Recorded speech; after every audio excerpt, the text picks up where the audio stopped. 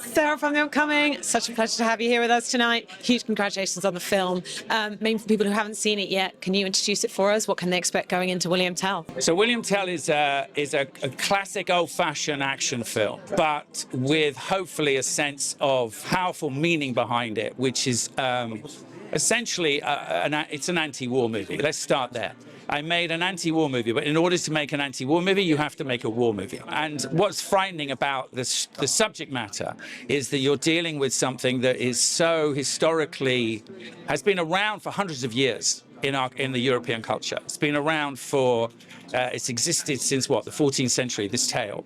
And we're still talking about it in the 21st century. Isn't that extraordinary? So something that long, why has it existed that long? So what is it about? It's about a man who has a moral attitude to the idea of going to war and how disgusting war is and what will happen to us if that happens. And it's about a small community of people who are defending themselves against an autocratic regime next door. In that sense, it's incredibly contemporary, because what you've got is a story that is common now in our own cultures. We can see that in Europe. So we're repeating the same behavior patterns. We're repeating the same cycle of violence that we've been repeating throughout history and never learning. So sometimes when you hit these subjects, you go, wow, okay, it's frightening that it's that real. It's frightening that it has that meaning right now, because you don't necessarily set out for it. So when I started writing it, Ukraine was happening. And then when I finished filming it, the Middle East blew up. And now we're putting it out, and we're at the beginning of 25, and God knows what's in store. I think it's so interesting that obviously it's a name that people know, that iconic image of him shooting the apple off his son's head, is legendary. But actually, people don't know that much beyond the story, and it's perhaps taken out of context. So was that also part of the allure for you to go and put that in that context? And where did you begin with the research to be able to tell a more full story of this guy? Well, you're right. The apple scene itself is what is culturally ubiquitous. Everyone knows, everyone understands or knows the reference to it. But and I think that's slightly weird. Why is that? What is it about that moment of a father about to shoot an apple off his son's head, which is so strong? Why has it existed that long, that idea? So that became for me, an incredible part of the whole thing, and wanting to dissect that moment.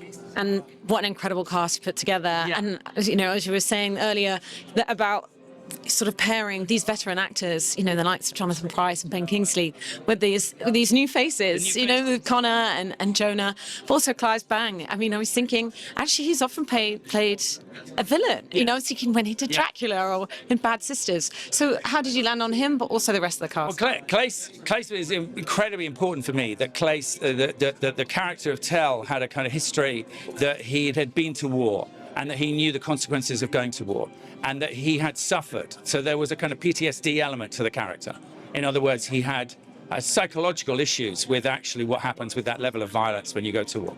So I needed someone who could have that brooding presence in the middle of the movie. It wasn't a classic hero role in that sense. It was a role that was, I guess, designed to show the complexities of being a hero rather than the ease of being a hero. And you were saying there about, in order to make an anti-war movie, having to make a war movie, and you do not shy away from the brutality of that.